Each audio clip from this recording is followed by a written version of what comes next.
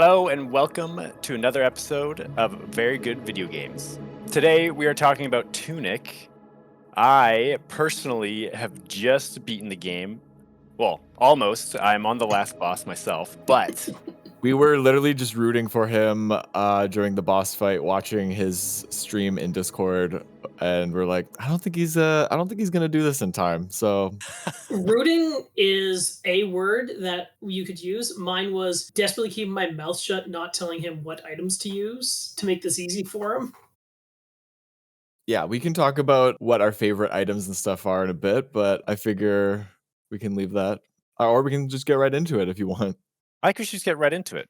I think the biggest question I want to ask, and unfortunately, Levi, you did not really complete the last boss. No, I haven't. And see, beating the final boss is an achievement in and of itself, but that is what the community would call the bad ending. Now, the good ending, I believe, is called the golden path. And Dylan asked me this a couple days ago, and I didn't answer, but yes, I did walk the golden path and share my wisdom. Oh, wow. Okay. Well, hold on. Before we get into spoiler territory like that, I did want to go ahead and do a disclaimer for spoilers. We are going into full spoiler territory for Tunic. So if you haven't played it yet, go play it and join us again once you're done. We are not only going into full spoilers for the audience, we are spoiling the hosts of the podcast as well. Just for the 5% of the game, I'm assuming. Yeah. 5? I don't know. I would say 15 almost. Let's go with 9. Let me put it this way. The time that I put into the game beating the boss, I think I was at like the 9-hour mark. And then I think my total time was like 15 hours. Yeah, mine was similar where I went from 9 to 14. Something like that, yeah. Wow. Okay. Before we jump all the way to the end game stuff, I suppose we're talking about the end game first. I'm Yeah. sorry, but Yeah. that was like the big question that I wanted to ask and I needed to know. Because it's not really spoilery for me to ask, did you follow the golden path and share your wisdom? That doesn't mean anything to anyone. Yeah, you haven't played the game yet.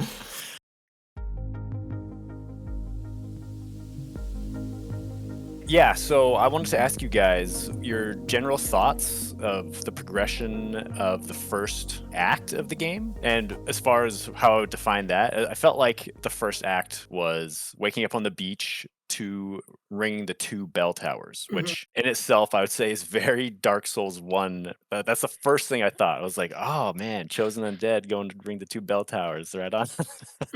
We discussed it in the intro episode last week. I kept saying like, oh, it's the Dark Souls of this, or everything's got to be like the Dark Souls of that. And it's so hard to talk about any video game without comparing it to another game. Totally. Especially because it's so clearly obvious that this game is inspired by the Legend of Zelda series. I mean, the title is called Tunic. The fox is if you don't think Link, you're missing the point of it. It's not only a game that is inspired by other games, it is part of the text that it is like those other games. Yeah, exactly. It's definitely based off of like The Legend of Zelda and a little bit of Dark Souls with regards to some of the gameplay. Yeah, it's funny because Dark Souls is even so inspired by Legend of Zelda. It's like they're so linked together in a way, but they just have such a divergent path in style. Well, my pitch for it is that it's a game where you're supposed to look at it and think, oh, this is like Zelda. You're supposed to start playing it and think, oh, no, actually, this is Dark Souls. And then once you get to the end, you realize, oh, this is The Witness.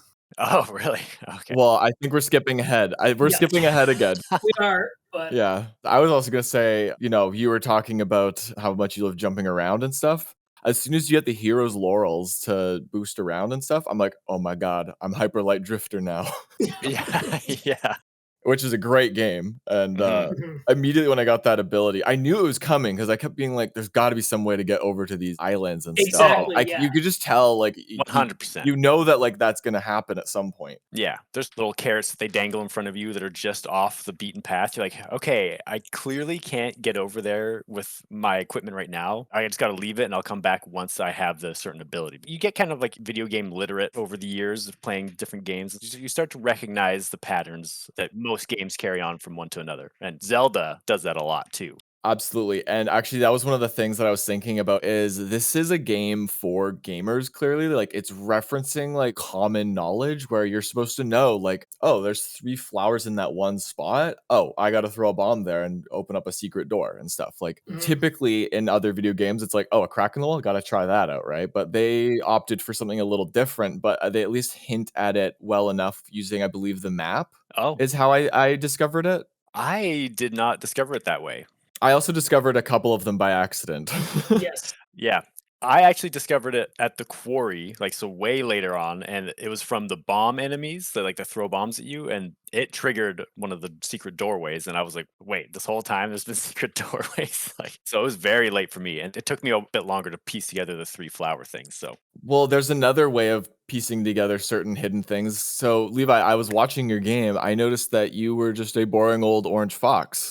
yes. Did you happen to find the costume room? I did change my nose color and my tunic color. Okay, that was harder to notice, I think, when I was paying Yes. attention because Yeah. my outfit for the visual side, people will probably notice at one point the gameplay will have me all of a sudden be a white fox with a black and pink tunic.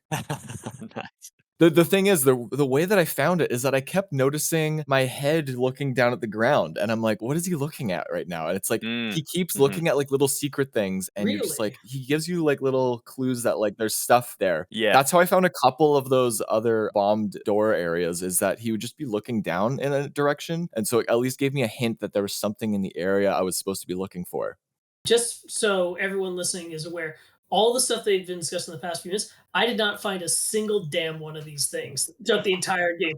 I did not find the secret room. I did not notice the fox looking around. There's definitely a lot of hidden stuff in the game. But yeah, so Mhm. the first part of the game, I didn't love the gameplay right off the bat. It was mainly because of the combat, and this is Yeah. basically one of those things where it had nothing to do with the game's fault. It's just that I literally was just playing Elden Ring, which has such a tight control scheme, Mhm. and I just know how that game works, and it's like I'm coming into this, and it's like it's honestly it's hard not to think of Dark Souls when you're swinging your sword because there is a little bit of a stamina regen mechanic that you need to keep in mind while you're attacking and stuff. Totally. Mhm. I'm just coming off of Elden Ring as well, and I found it really hard to get used to the stamina bar in this game and how fast it recovers versus Elden Ring. Like, I was so much more used to Elden Ring. I'm used to just like spamming the roll until I'm out of stamina and then recovering from there. And like the way that like when you lose all your stamina, you don't take more damage sort of thing. So that Mhm. totally I got punished by that playstyle so much in this game. And yes, I didn't like the combat at first. I didn't feel there's issue with stamina. I did feel a lot more limited.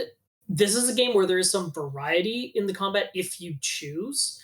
I really like the game, but I'm going to start with an issue, which is that the combat is fairly basic for the most part. And it was only really at the last boss that I need to like experiment and like figure out, okay, I can use this item for this thing, and like I do it for this long, and then the rest of the time I was like, I can just get by the swing of my sword, which feels good if you're doing that. Mhm. It feels good to hit enemies, and the sound effects they make when they die are fun. It's really kind of constrained by the fact that it is so Zelda like and like very early Zelda like in the way the combat rhythms work. Mhm. Yeah, I would say that the combat it was almost too simple in some aspects. At some point, the best weapon I personally really liked the magic orb because I would just grab everything, pull it to me, Mhm. or if there was a cliff, I could just pull it off a cliff. Oh yeah. Yeah, that was a nice little discovery. I also tended to use the fire rod a lot just because it was like, "Oh, there's one last hit I need on that guy." It's like and typically it was like those bird enemies in the ruined atoll that would always be like, "Ugh, these things like kinda take too long to fight. I'm just gonna throw a couple fireballs at them." Yeah. Yeah, and the way they dodge the shots sometimes. It's also very hard to tell how high up they are compared to you. Like you're swinging, I was like, I should be hitting this. Yeah, I think that's just a problem of the isometric camera view, which it's not, like, Mhm. fully isometric, I guess. Its exploration is contingent on that angle because so many things are hidden. It's like, if you come into Yeah, any new area, it's like you have to kind of do a little bit of like, I have to go around every single corner, make sure there's not something there. yeah, a Mhm. forced perspective. The camera did change though, like when you would go around certain corners, which was kind of fun, Mhm, like certain towers you'd go around, and the exploration was using the angle a lot for its secrets. mhm. Would you guys use the target function to, like, kinda change your perspective just enough to kinda look around things, like corners and all that? I didn't find a huge functionality for that just because I felt like most of the hidden things, I mean, clearly I'm finding less hidden things than you guys, but most of the hidden things were like hidden well enough so that wouldn't work. Mm. Okay. Sometimes I would do it. It was also just out of habit almost. One of the habits from like Elden Ring was that I would hold that thinking that my shield was up. Yeah, me too. Also, one of the other funny things at the very beginning that I loved was you don't know if there's a shopkeep in this game, but there is, and he is frightening to me the first time you meet him. Oh my god, I love the music in that room. Like, I think that's one of my favorite tracks.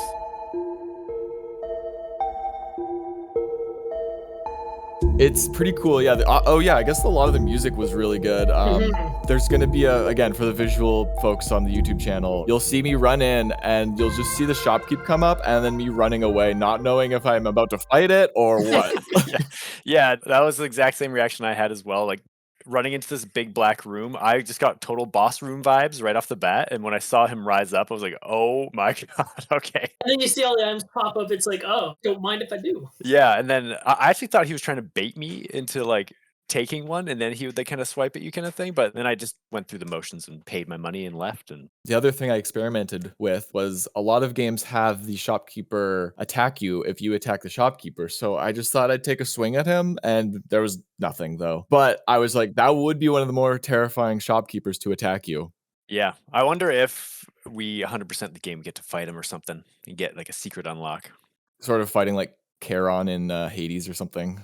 Yeah, that would have been amazing. I think that'd be too terrifying. Like that'd be an M-raid game at that point. Yeah, I as far as the bosses went, were there any standout ones? I would say that definitely a standout fight for me was actually the air at the end of the game. Really felt like, okay, this is a real like combat challenge, and this is where I actually really have to like put some effort into it. I was a bit surprised by the easiness of some of the bosses, especially considering their designs, but like fantastic boss designs throughout in terms of just like pure visuals. I think the standout one for me, aside from the air, would be the librarian.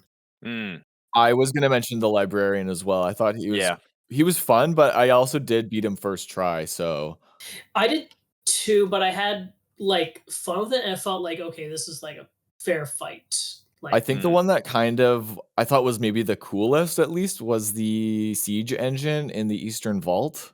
yeah, yeah, Having said that, it also kind of was maybe one of the more annoying ones just because of its movement and how you had to just be running up to it to damage it all the time. yeah. the fighting style was very just, like, get in its face, even though it has all these ranged attacks, it felt a little unintuitive. I don't know if this was the same for you guys, but I noticed the bosses definitely would, like, get harder on each bar of health, like, or each section of their bar of health, they would get a little harder, right? I think I noticed a slight move change. So, for me, it was like they're down to their last bar, I'll try to hit them as much as possible, but it's fire rod the entire time on that last quarter or last fifth of health, basically. That was just how I fought almost everything because I just again, we were talking about the combat, I didn't love it. It didn't take a lot of attempts to defeat the bosses, but it just felt hard in the wrong way where it's like it didn't feel smooth, basically. Just true to Dark Souls 1 fashion, where the game is clunky and that's part of the difficulty. Yes, like the original Legend of Zelda. That is another part of the game that is interesting where because it's so inspired by difficult games and just a lot of the difficult games it's inspired by are the old games. The whole mechanic of having the instruction booklet is taken from playing the old Nintendo Mhm. games where you have to read the instruction booklet. The instruction booklet is to me in many ways just an inspired choice of the game. I feel like we've been almost negative the game because we've been focusing on the combat so far. What it does with how you learn the game is, I think, what's so brilliant about it. It's one of the things that you and I, love about The Witness. You don't know how everything works, but you figure it out, or the game tells you. Actually, I suppose a better example would be, another favorite game of all 3 of ours is Outer Wilds, where Mm, you don't know something right away, but as soon as you learn it, you understand it, and you could have done it the whole time. yeah. And it's the same with Tunic, where, yeah, you could have absolutely gone around the corner and had this secret path there the whole time, but you didn't know it was there. Yeah.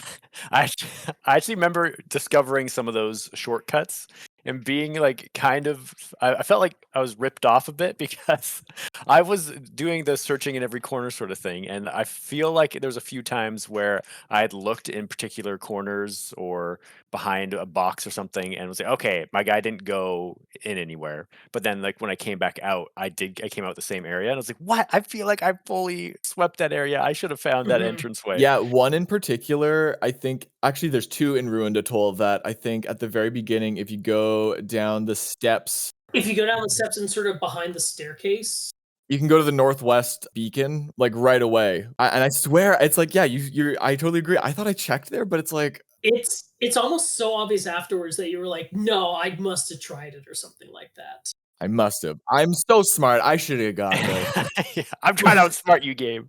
You didn't beat me. You just got glitched out. Yeah. Yeah. I feel like in contrast, there were a few times where it's like I could go behind stuff and then it was like, "Nothing's happening here. Like, why can I go back here?" Yeah. Mhm. I will say I loved exploring. Like it was very fun. I spent a long time looking for stuff.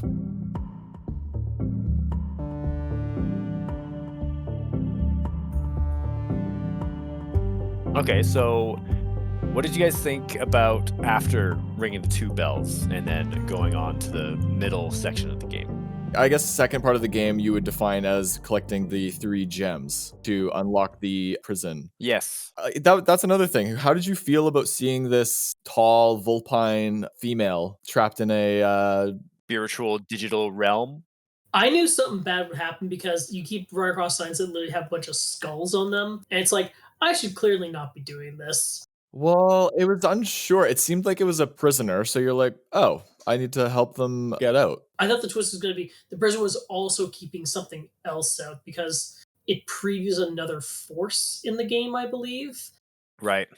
I was completely duped by the air. I thought like she was good, and because the first time you die, she technically comes and resurrects you. I remember going up the staircase and like seeing her in her cage, meditating in front of her, and like her like giving a little clapping animation and stuff like that. Yeah, And it's like, hey. yeah, so I was like totally okay. This is a good person or animal Mhm. fox lady thing. Yeah, so as far as the gems go, obviously the first one is supposed to be the Eastern Vault. You can actually do it out of order. I ended up going to the Eastern Vault and then the Ruined Atoll and then the Quarry. Mm, However, the first gem I got was actually the blue one from the Quarry. Okay, really? that's quite out of order. So my gameplay wasn't out of order, but my brain was out of order. I literally ran up to where you're supposed to put the red keystone in, ran into it, no, and just kept going.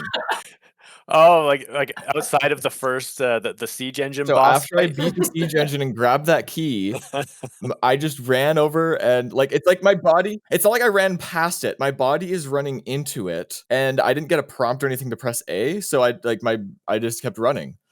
Did you think like the crank that you got to open up was the item? Because I kind of thought that initially, then the thing opened up and it was like, oh, I just didn't even process it. And then that so then I continued on to the ruined atoll.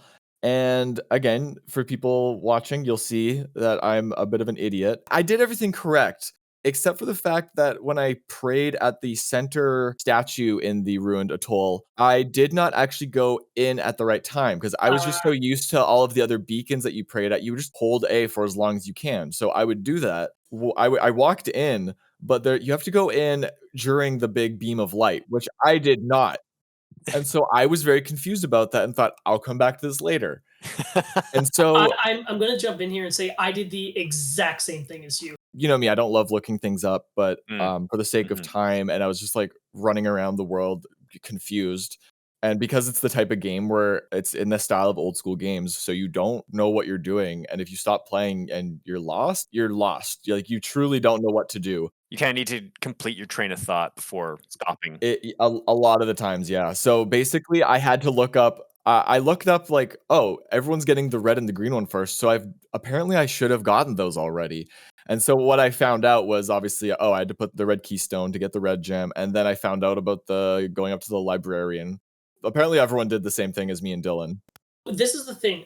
I think Tunic, what it does to sort of allow it to teach you with minimal external input, is that it relies on previous video game knowledge and also relies on like the patterns you're seeing in the game The problem with that particular puzzle is the pattern that you observe is for the batteries. You have to hold the entire time the process is going on there. Yeah. And like I did like stop pressing a few times with the battery and then it, like stop charging. So it's like, okay, I gotta hold the entire way through. So with the center thing, what I would do is I would okay, I gotta hold it, and then when it flashes, that's when the process completes, and then I gotta go in. What I should have done is to realize, okay, as it goes up, I'm basically done holding it. So now I just gotta jump in. Yeah, so inside of the ziggurat or dungeon in the quarry, we discover that the batteries or the beacons or however you want to talk about those thingies, they have like the souls. I'm assuming they're the souls of the characters that we're portraying. Or is that wrong? Previous heirs, maybe? I'm not. That's the thing, actually. The story is again super vague, like any Yeah. of the old school games. I think it is meant to be. It's kind of just like almost more visual. Well, so the interesting thing is that the manual is written in what looks like a gibberish language, Very but runic. it's Yes. very runic, sort of angular language. That language is fully decipherable, though. Hmm. I started to decipher it with Darren. Yeah, I thought Oh, cool. Darren, our linguist friend, would love to take a crack at that language. So the way that he put it is actually the Korean writing system apparently is very similar to how the Tunic one is. One problem with the Tunic language, or as the community calls it, the Trunic language, is that it does use a writing style of combining things so that it creates the shape of something new. So it's like you'd combine a K and an R to create this new shape of a letter, and that, yeah, it would have the sound of K and R. Okay. And typically it would be a consonant and a vowel, but not always. And the other thing is that it would kind of be stacked on top of each other in an odd way with a line between it. So it made it even more difficult sometimes. And the way they combined was difficult. And Mhm. it was fun though, because me and Darren, I was like kind of taking a crack at it, just looking at it, because there's a couple words that you know for sure, but it's like, how does that translate to English? How do you like get from the Trunic language to English, basically? And Right. it's very tricky. One of my favorite examples, this is when I kind of realized, like, oh, I could actually have used this to decipher the language, is that you walk up to one of the fox spirits later on. So, jumping ahead a little bit, you die, basically, and then you see a Hmm. bunch of fox spirits hanging around, and you can talk to them. I will And say, yeah. So at the end, when you go and put the gems, after you get the gems, basically, yeah, you are forced to die because that is the only way to enter the burying grounds area. Yes. Mm. Yes. So after this happens, though, and you talk to the foxes, they're mostly speaking in the Trunic language. But you walk up to a guy standing next to a well, and he repeats like three of the same characters, and he goes like dot dot dot something else. And I'm just gonna look at he's saying, "Well, well, well," as he's standing next to a well. It's like I could use that to like figure out some of the characters. That is so funny and clever. I love that. I did not pick up on that. In fact, I didn't pick up on any of the deciphering. Like, I figured it would be definitely doable, but I just did not want to spend the time tackling that. There's sort of different levels of engagement with the game, depending on how much you want to dig into all the secrets. At the sort of bottomless level, it's basically combat and just the basic progression of the game, which ultimately leads to the boss fight and the bad ending in air quotes. And Mm, then there's a second ending that requires you to really dig into the secrets that the game has. And there's even more levels, top level being you're one of the few masters of the game that like decipher the language and like become this translator too. that's required to get one of the main No, true no, ending. no. As far as I understand, there's two actual endings of the game. Both are much more doable than deciphering the language. You do not need to decipher anything for the language. Okay. I would say what I love about the language, though, and this is what I really want to talk about, is that it really reminds me of an experience when I was a kid, which is actually playing Pokemon, which was one of the only games where you actually got a manual to look at and like flip through. Tunic is clearly, I think, more evocative of NES style, but that was also present in the original Pokemon games. And your experience of doing that when you're like 5 is like flipping through, kind of recognizing some words you know and like pictures and the like, and like recognizing maybe the word potion or something. but you don't understand any of it. It's giving you a bunch of contextual details that you don't know, Hmm. and you kind of just like get the information you really want out of it, and then don't really internalize everything.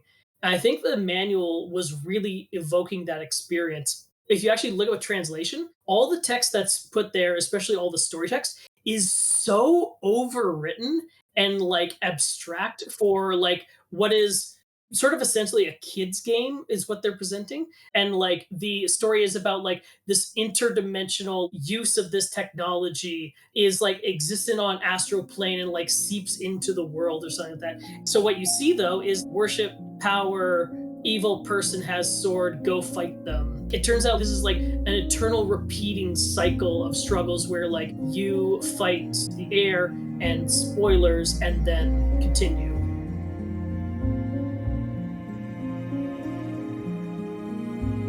Yeah, I think it's a good segue into something I wanted to talk about, and that was specifically the gameplay decision of having the manual being one of the core progression systems in the game. And not just that, but the menu of it backs out of the game, and you have the physical manual on your screen, and you flip through it like a physical manual. You have the ability to put the manual down and look at like the screen as if you're looking at like an old CRT. Did you guys discover that? I could see the CRT screen when I was moving it around with the Yes. Yeah, R stick, but I never put it down like fully. I Mhm. didn't find it put down. Why does I just flip to either the start or the end, and it kind of moves the manual to the side, and you can see like, yeah, it looks like a CRT screen. And at first, what I thought is that it's not the game within the game. I thought it Mhm. was you're literally a kid playing a game on a CRT TV, and this is then the manual that they're checking, Mhm. and then what you're seeing as the game plays like gorgeous art style that's like very modern and sleek was like what a kid would imagine these old Nintendo games actually look Yes. like. I think there's an interesting connection that you're making. This is a new game, but it's Mhm. in the old style. It almost feels like, yeah, it is like we're supposed to be in the shoes of a small kid when we're Mhm. Hmm. playing it. It conveys that sense of seeing something fresh and not understanding it. Mhm. Yeah, that's it. Actually, Dylan, you stole the words right out of my mouth. I was gonna say, not that I'm mad at you or anything, but uh, He's mad. He's mad. Yeah, yeah. I'm furious. This game is clearly like a love letter to that era of gaming and being that age and like going through that level of discovery of like finding out how to play a video game and yeah. I would almost call it useful nostalgia in the sense where you called it a love letter to the styles of the game, but it's not just evoking the style, it's using the sort of limited knowledge of a small kid playing a game where they don't fully understand what's going on and like need to make extrapolations or kind of just bumble their way through trying to go forward where really you're getting such a fraction of the info that the game is supposed to be giving you. It's almost an experiment, much like The Witness, where it's like, what's the minimal instruction I can give you for you to then extrapolate out the answer?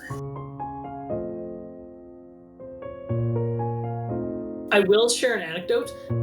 So basically, my experience with the quarry was that I didn't realize that one of the cards allowed you to just put on a gas mask. I was gonna ask that earlier because I didn't know that. You're gonna see my gameplay of me being so careful. I'm like, I can't get hit. One shot and I'm dead.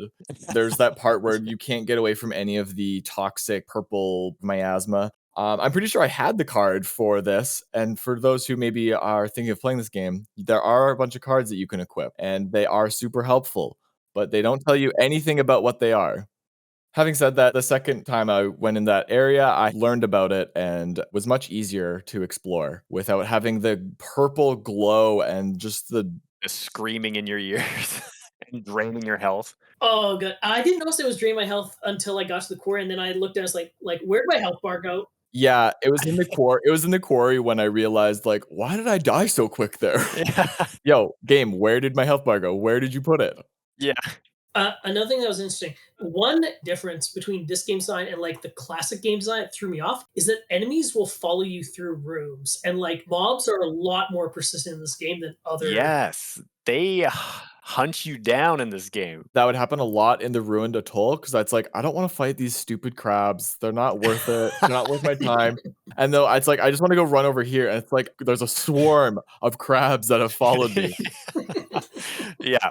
That was also kind of an annoying thing in certain areas where it's like, okay, can you not please? Like, Yeah. they literally chase you for as long as they physically can. Yeah, so, like some of the AI, it's almost too persistent. Like there would be some spots, I think, in the quarry area where I'd be up above enemies and I'd shoot down at them with the fire rod, and then they would like run away. Like, oh, okay, whatever. And then all of a sudden, like later, there's like 3 or 4 enemies like coming up beside me, like, oh, you got them. It's just a big gangbang. Oh, this actually resulted in one of the funniest things I didn't get a chance to record. So in the quarry, there's that first broken battery that you run past, and it's like by the spawn point, and there's a second one with 2 Buster Sword guys and a sniper. So one of the first times I like got the 2 Buster guys, didn't like think to grab the sniper with the hook shot, and just ran past to the right and kept running and like fighting enemies until I got to the telescope. I looked through the telescope, and the sniper from that area was shooting like all the way across the map, like shooting a wall in my direction, just persistently trying to kill me. Oh my god.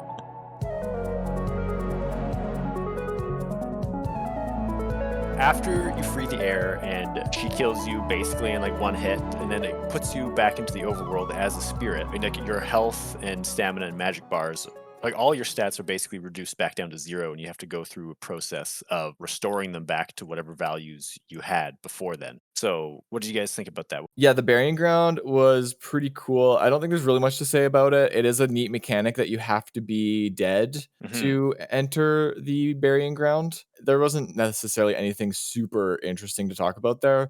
The cathedral again was kind of normal dungeon. It was well designed again. All the dungeons I thought were quite well designed, very much inspired by the old Zelda style dungeons. I would say it got to me because in the cathedral it introduces your, I'm not sure exactly what they're, but like they're basically a version of you. At first we encounter it, it's basically a zombie, but then you find this one. It's like in Dark Souls when you fight like a version of like a player character. Yeah. Not the zombie versions, like the actual like competent ones that can dodge roll, Oh, and the competent ones, yes. Oh, they kicked my ass. Like I have to say, I started getting to the point where I was just running through all the zombie guys and like just okay, so we're talking about way at the beginning of the podcast, you talked about your favorite weapons and stuff and items. And I love the shotgun. I love getting up in people's faces, just blasting them. And the first place I really discovered how much I liked it was there in that first room where you encounter the first zombie enemy, like the one that can dodge roll. I would run past him, aggro him, and like shotgun blast him in a, in a corridor and just like one shot him. Ugh, those guys kicked my butt so much. That area in particular gave me a lot of grief, I'd say. I didn't die to them, but they were very difficult. You're right. I definitely had to like pop a lot of potions, but I ended up just kind of using the magic orb again. It just stuns them long enough for me to get a couple slashes, and I just rinse and repeat. Where the shotgun is super good and very fun, you can only use it 2 or 3 times depending on your magic level. Then going forward from there, you go down to the gauntlet of X enemies that you've been fighting. Yeah. I will say that I was an idiot because the first thing I tried, I was like, "Oh, these things will be super easy." Those drones, the drones, I guess I'd call them. They're called fairies, apparently. Oh, that's correct. They are. And I got bodied by them because I was dumb and didn't just use my fire rod like I should have. It's just so much easier. You literally just have to. You literally just like immediately aim at every single one if you're holding down L, and then you just blam them with fire. You just start blasting. You just start blasting.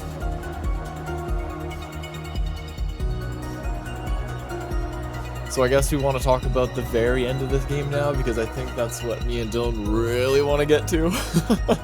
Yeah, I really quickly want to talk about my favorite part of the game so far, and that is completing the cathedral and getting the hero's laurels and turning into Hyperlight Drifter. That honestly made the game so much more fun for me. Like being able to zip around like that, like movement in games is one of my biggest things next to the progression through learning systems. Like It basically like just unravels the syringe of dopamine and just shoves it in your brain when yeah, you unlock those laurels. The laurels are perfect because without those laurels, finding all the puzzles and like going around ever would be a nightmare. But with the laurels, it becomes fun to just zip around the entire world and find everything else there is. totally. I think it's actually impossible without the laurels. Yes. So we all searched for the Holy Cross, which was quickly revealed to be a D-pad on our controller. I did not realize until literally you guys started talking about it as the Holy Cross. I thought the Holy Cross only referred to the basic input. Oh, the first input that you get? Yeah, and I considered that the Holy Cross move. Oh, yeah. Oh, I And see. then, it expands out into different combinations. Right. So, did you find all the spells? Like, did you figure out that you can just cast a health regen, you can cast to gain all 3 of the bomb types? Oh, I didn't find those. I did find the health regen page. I didn't actually use that in any useful way though, because I just didn't remember it well enough to like actually use it quickly to heal. Also, I was using a lot of mana in that boss fight, so I couldn't afford to sacrifice it. I just really want to really quickly talk about a note I have here about the 3 keys. I found reference to a 4th key. I also have found that, and yeah, I actually don't know what the 4th key is about. Yeah. The mention of the fourth key within the game is actually, oh, should we have made a fourth key? Nah, he would just found that anyways. Like, Oh, is that literally all it Oh, is? yeah, it's literally like, well, if we just made one more lock, oh no, he would have just unlocked it. okay, Ah, that's funny. that is funny, but disappointing at the same time. Well, it's funny because, like, we were just talking about, like, secrets in the game, and that sounds like another one, you know? It's like Yeah. but it's literally nothing. Yeah, it's yeah, I kind of love the interactions with the Foxers because a lot of them are actually like really funny if you look it up. But the fourth key one, you think, oh, it's like fourth key secret. It's like no, it's actually just like saying how pointless it would be because of course you would find the fourth key. Yeah, I absolutely made a note of that. Well, they could have just made 1 key then. I also made note of someone talking about the cathedral's moonlight, thinking there was gonna be some sort of mechanic with the moonlight at some point, just to remind me, but there wasn't. Oh, yeah, yeah, I do remember them referencing the moonlight of the cathedral, but not paying any mind to it.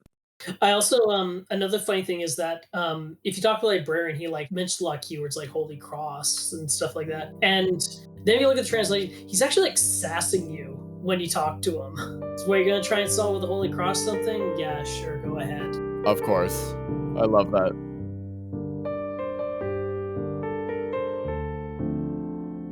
We keep trying to talk about the end game, but, like, let's just quickly talk about the actual fucking end game.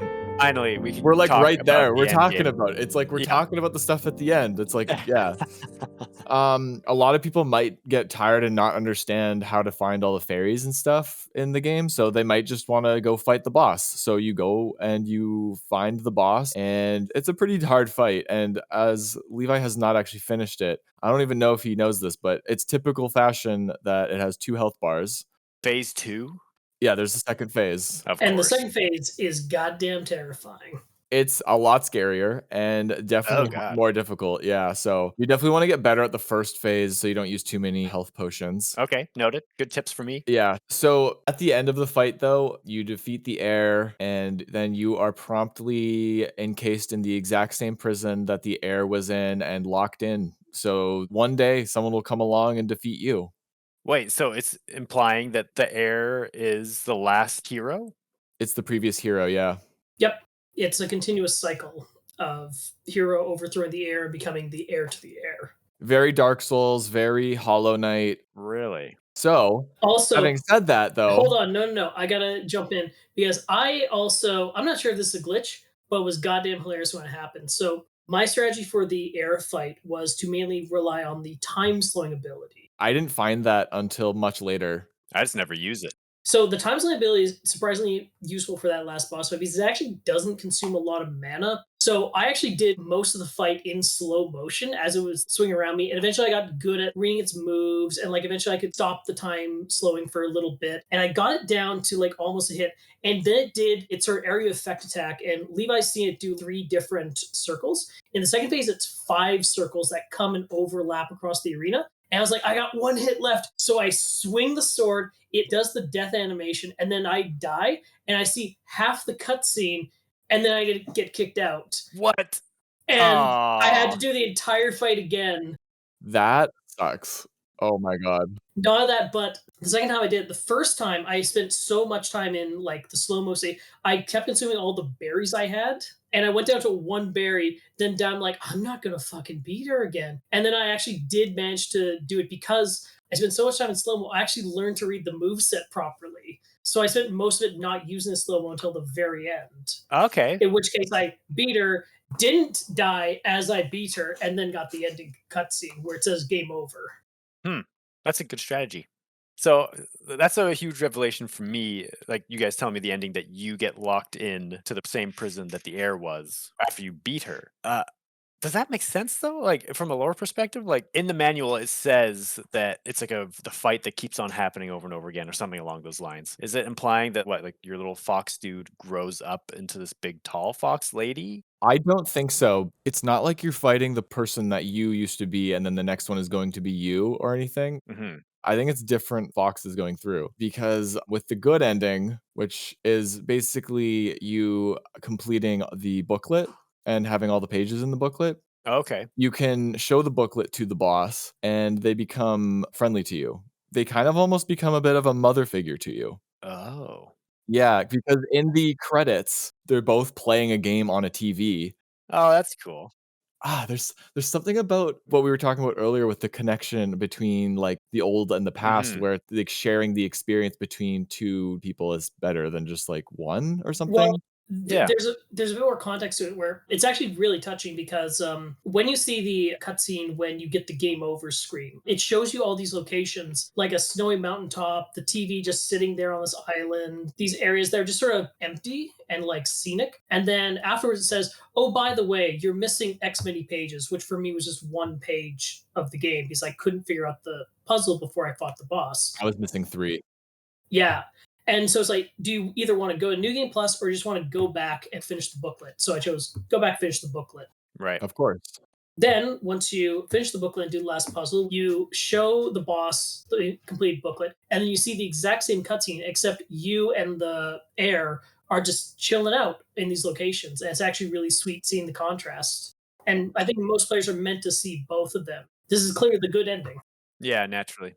I feel like the developer for this game really had a strong memory as a kid playing Legend of Zelda or games like that, and like had a great time deciphering how to beat the game using the manual primarily because it's such a huge part of this game in particular. And then maybe with the air stuff, they had like a really strong connection with their mother and like playing along with them, figuring out how to beat the game together. Like I could totally see that being a thing, but that's purely speculation on my part. I think the other aspect of it is that it keeps telling you to share your wisdom, and yeah, you do share it with the in-game stuff, but I think it also is talking about the bigger community of Tunic players where they're all working together to translate the Tunic language and find all the secrets and stuff. I only found 4 of the golden treasures Hmm. or the secret treasures, and they're pretty hard to find. And even just getting all of the ability upgrades, I didn't find all of them. Mhm. So there's tons of Right. secrets, and that was the whole mentality of having the old Legend of Zelda on the Nintendo was that you're supposed to share your knowledge with your friends, with the people Hmm. around you, and it's like you both gain from it.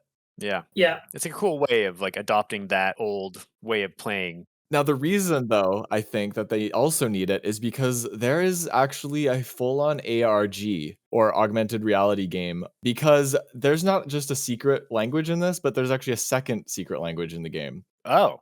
Yeah, so the Trunic is the written language, and then I'm saying it as Tunaic because there's an E in it, but it's supposed to be like tune as in like a melodic tune because all the sounds, like all of the tuning forks and the Mhm. wind chimes and just the original soundtrack, everything in it apparently is correlated to some sort of second language. Really? And apparently people have found this creepy website called Do You Fear the Eyes of the Far Shore?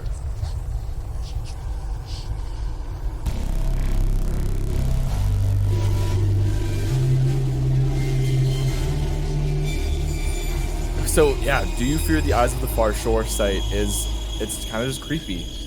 Mhm. Totally. And you know what? It actually looks very familiar. I think it's referenced a few times in game. Yeah, right? Like that being looks like off of one of the pages, actually. Let me just Yeah. quickly peruse this manual. Oh, here it is on page 4. The world is thrown into ruin. A terrible power arises. The world is thrown into ruin on the bottom right corner of page 4. It shows these tentacle kind of squid like looking beings. One in particular in the middle of that picture looks exactly like the one off of that website. Mhm. So, It definitely feels like a reference to like the Cthulhu mythos, some sort of like eldritch god of this game's world. what do you think they're going to address that in like a future DLC or a sequel or something? I think the ARG is trying to reference that if for anyone who's ever read Lovecraft, Cthulhu can't be proven to be real or unreal due to the nature of Cthulhu being dead but dreaming. Well, So it's almost like, are we in a video game that is a simulation hosted by this horrifying beast, the same way that the Tunic characters are?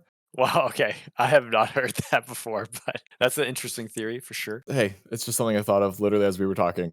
I think the ARG probably is still going on and the community is still trying to find more secrets about it, but I don't know more about it, Cool. unfortunately. I've definitely got to look more into that then. Is that like just on the subreddit or? I just found various articles because, again, when I was looking up the Tunic language, I discovered the second language, the Tunic language. Oh, So, okay. yeah. And then that led me to that creepy website. That's really cool. Yeah. Well, I'm looking forward to potentially more stuff on Tunic then. I hope they do some DLC regarding this. Do you fear the eyes of the far shore stuff and like the ARG whatnot? Yeah, maybe, maybe not. It's really intriguing to me. I Mhm. love that kind of stuff. Yeah, so I don't know. Do you guys have anything else you wanted to say about the game, or that's pretty much have we touched everything you wanted to go over? I think that last part was really what I wanted to talk about. Do you have a little sign off for us today, Levi? Yeah. But first, do we want to talk about what the next episode is going to be on? I think we're gonna do Before Your Eyes, right? Mhm. Yeah. Okay. Yeah. I guess the next episode will be Before Your Eyes. And because it is a shorter game, we might not have as much to talk about. So I think I might have an interesting little subtopic that we can talk about after. Love it. Okay. So I think that brings us to the end of the episode. Join us next week where we'll be going over Before Your Eyes. And thank you so much for listening. I'm Levi, and I've been joined by Scott and Dylan. If you're watching on YouTube, please like and subscribe, or if you're listening on your favorite podcatcher, follow and leave a rating down below. This has been Very Good Video Games. See you next time. Later, bye. Bye bye, everyone. Bye bye. Arrivederci. Get out of here.